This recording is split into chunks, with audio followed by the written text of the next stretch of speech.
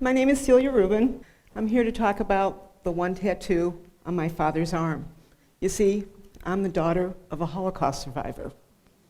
Now, back in 1962, when I'm ready to start kindergarten, the only thing we needed to know was our address, our phone number, and some primary colors. I was so excited because I knew exactly where to go. I knew exactly where I could find those numbers. I went running to my father's arm, and I tried to make out those numbers on my father's arm, because as long as I could remember, my father always told me that those numbers on his arm was our phone number, because he could never remember our phone number.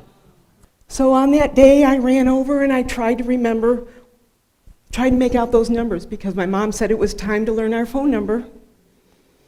And then all of a sudden, she told me no, that wasn't our phone number.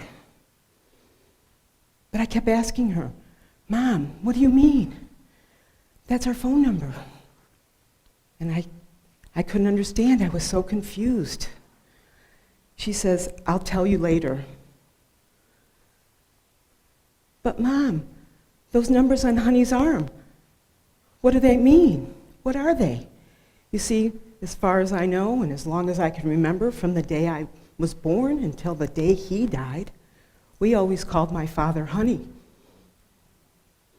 She says, you'll learn someday. Just don't bother Honey about it.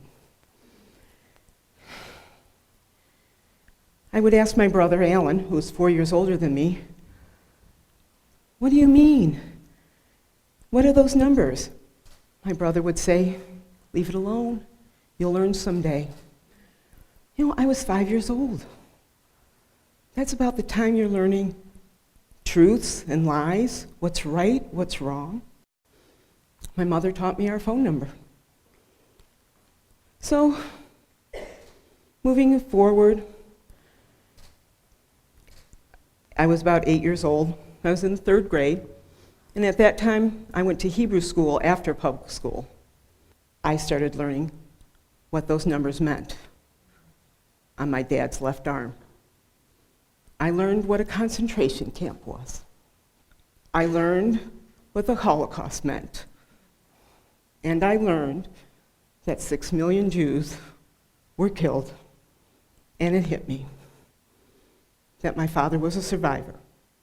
My father was a baker. And he was one of those guys that got up, worked strange hours, and made the donuts in the middle of the night. And he had terrible nightmares. And I remembered those blood-curdling screams. It scared me. It scared us. It was horrifying. About 1967, we looked out, and there my mom is. And in that car was sheets, towels and linens, pillows. Where did all these things come from? Brand new. See, all our towels and our linens, they were all threadbare. This is like Hanukkah come early. But where did the money come from to afford these things? It wasn't until many, many years later that I found out that my father was in the first class action suit that sued the German government to the atrocities that were the war crimes against the people that were in the Holocaust. See, my father was in Auschwitz. Auschwitz was the only concentration camp that tattooed people. If you lived, you got a tattoo. You didn't have a name, you had a number. That number was based, whether you were a male or a female, what region you came from, whether you were a POW or not. You didn't have a name, you had a number. My father never talked to us very much about the Holocaust. I must have been about 30 years old. He was probably about 70. He finally told me that those numbers on his arm wasn't our phone number.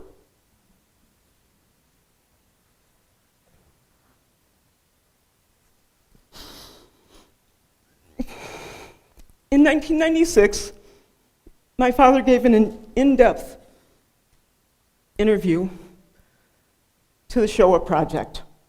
The Shoah Project was created by the University of Southern California and Steven Spielberg. It was created to take the memories of all the survivors and the people who witnessed the Shoah.